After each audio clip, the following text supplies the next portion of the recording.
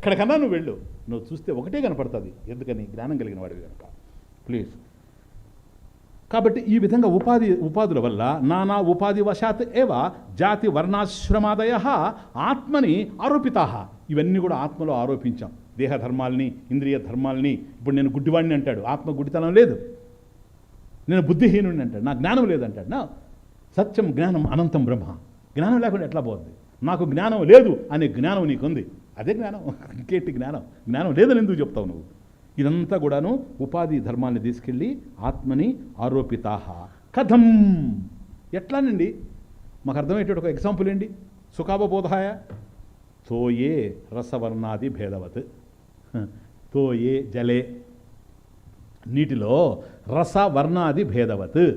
రసం టేస్ట్, వర్ణం కలర్, రసవర్ణాది భేదవత్. ఇప్పుడు నీళ్ళల్లో రంగు రుచి ఎక్కడుంది? నువ్వు బెల్లం వేసావనుకో పానకం అయిపోతుంది, ఉప్పు వేసావనుకో వేరే అవుతుంది. కాబట్టి నీళ్ళు ఉప్పగా ఉన్నాయంటావు, నీళ్ళే. నువ్వు ఉప్పు వేయడం వల్ల అది అట్లయింది. అది ఉపాధి భేదాత్. అర్థమవుతుంది? కాబట్టి తోయే నీటిలో రసవర్ణాది భేదవత్.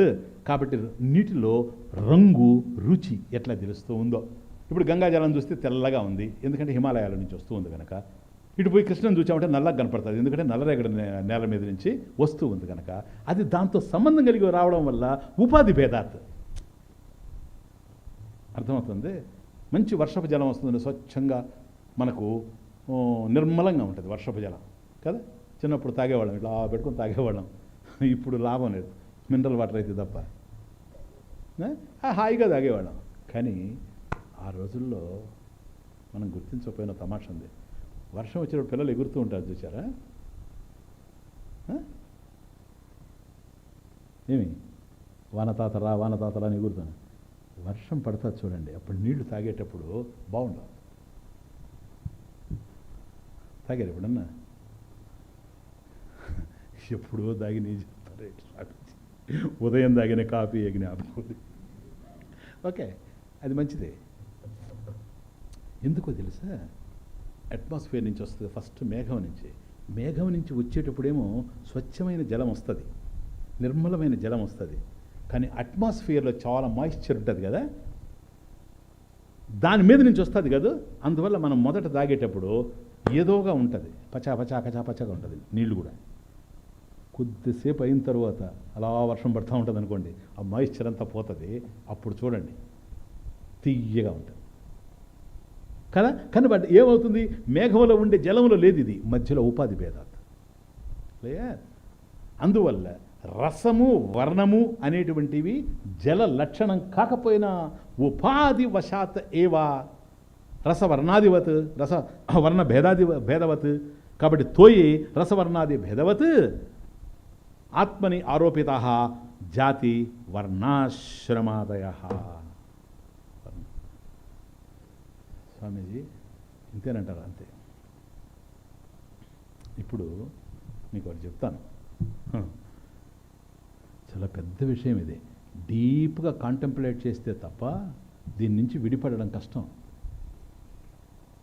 ఉపాధితో తాదాత్మ్యం చెంది ఉన్నంత వరకు అర్థమవుతుంది నీకు. 3 మూళ్ళ ఆరే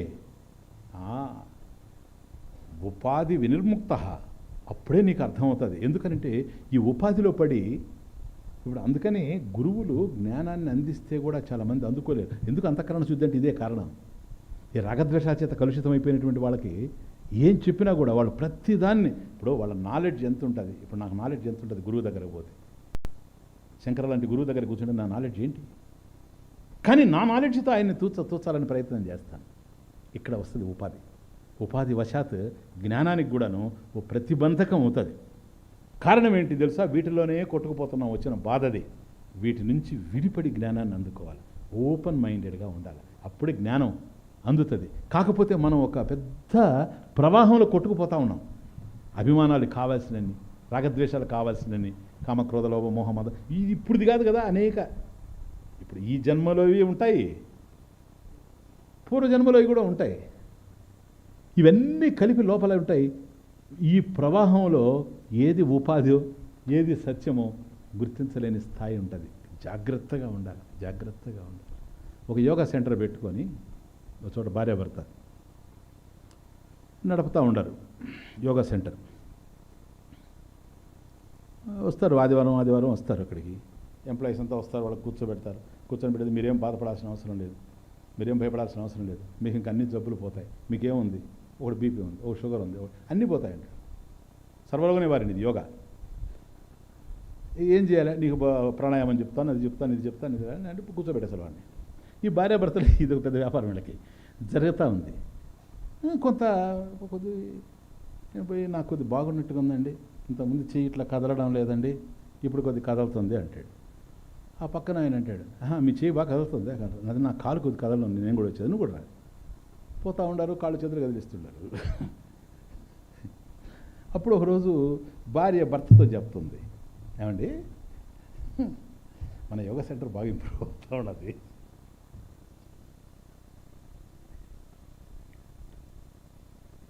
దీన్ని ఇంకా ఇంప్రూవ్ చేస్తే బాగుంటుందని. భర్త అదే చెప్పు, ఎట్లా చేస్తే బాగుంటుంది. ఏం లేదు, వాళ్ళు ఆదివారం వస్తారు అందరూ, ఎంప్లాయీస్ అంతా అయిపోయిన తర్వాత వాళ్ళు వెళ్ళేటప్పుడు కైవల్యధామం దగ్గర భార్య ఉంటుంది, అంటే గేటు, కైవల్యధామం అంటే గేట్ అన్న ఉద్దేశం.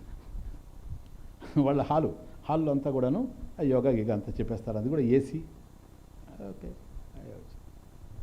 ఆ వచ్చేటప్పుడు ఈవిడ ఉంటుంది ఎక్కడ గేటు దగ్గర బయట వెళ్ళే వాళ్ళకి ఒక్కొక్క పువ్వు,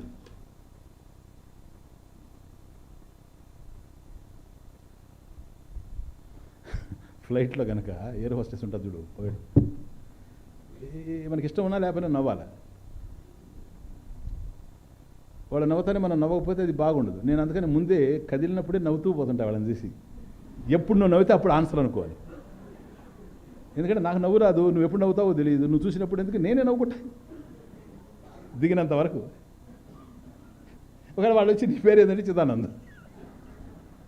సదానంద అర్థమవుతుంది. అందువల్ల ఆవిడ వెళ్ళేటువంటి వాళ్ళకంతా పువ్వు ఇవ్వడం, రోజు పెట్టుకుంటుంది, పువ్వు ఇవ్వడం, పళ్ళెం ఒకటి. దాని అర్థం అంటే ఈ పువ్వు ఎట్లాగైతే ఉందో మా యోగా సెంటర్కి వస్తే మీరు కూడా ఒకరోజు ఈ పువ్వులాగా ఫ్లవర్ లైక్ ఇంత బాగా వచ్చేస్తారు. చూడండి పువ్వు ఎట్లా ఉందో, రోజా పువ్వులాగా మీరు తయారవుతారు. వీడు బొగ్గులాగా ఉన్నా కూడా ఇంటికి పోయి భార్యతో నేనేమైనా రోజా పువ్వులాగా కనపడుతున్నాను, నిన్ను చేసుకున్నందుకు అనుకోవాలి. ఇలా జరుగుతుంటే భార్య ఒకరోజు, ఏమండి బాగా ఇంప్రూవ్ అవుతూ ఉంది, కానీ ఇప్పుడు మీరు అక్కడ క్లాస్ ఇస్తూ ఉండారు కానీ మీకు తెలియడం లేదు, ఎందుకంటే నేను కదా ఇచ్చేది ఇక్కడ ఫ్లవర్ పోయేవాళ్ళకి, మీరు అక్కడ క్లాస్ ఇస్తుండ్రి, మీకు తెలియలేదు. అందువల్ల మీరు ఒకసారి మీరు వచ్చి మీ చేతి కూడా ఇస్తే వాళ్ళకు కూడా మనకు బోధించిన ఆయన ఇచ్చాడనేది ఒకటి. రెండోది మీకు కూడా ఎవరెవరు వస్తున్నారు కొత్త వాళ్ళు, మీరు పాత వాళ్ళే అనుకుంటారు, చాలామంది కొత్త వాళ్ళు వస్తున్నారు. ఎట్లా తెలుసు, ఎవరు లేచిపోతే వాళ్ళు కొత్త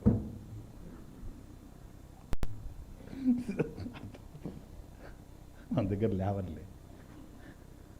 నేను అందువల్ల మీకు కూడా తెలిసి వస్తుంది ఎవరెవరు మనకు కస్టమర్స్ ఎవరెవరు అని.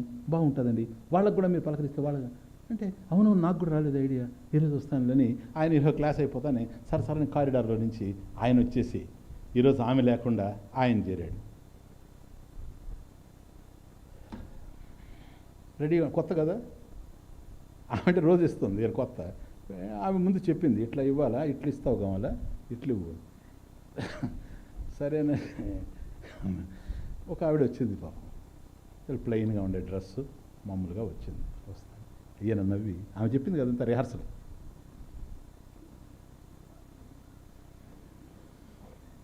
సరే ఆవిడ పాపం తీసుకున్నది.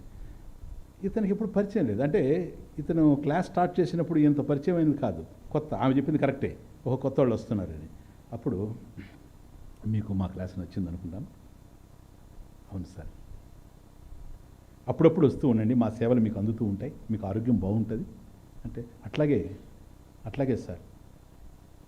మరి పక్కనే భార్య కూడా ఉంది, మీ ఫోన్ నెంబర్ కూడా ఇవ్వండి, ఎందుకంటే ఒకవేళ ఈ మా భార్య కానీ నేను కానీ ఇక్కడ కొన్ని స్పెషల్ క్లాసెస్ జరుగుతాయి, నైమిశారణ్యంలో స్పెషల్గా ఉంటుంది, అలాంటప్పుడు మీకు ఫోన్ చేసి చెప్తాము, మీరు రావచ్చు, మీ ఫోన్ నెంబర్ కూడా ఇవ్వండి అంటే ఆవిడ అప్పటికి అట్లాగేనండి అని అన్నది. ఇంకా పోలే, వెనక వచ్చేవాళ్ళు వస్తుండ్రు. ఈ లోపల అన్నాడు, మీరు ఉండేది బోయినపల్లేనా అన్నాడు.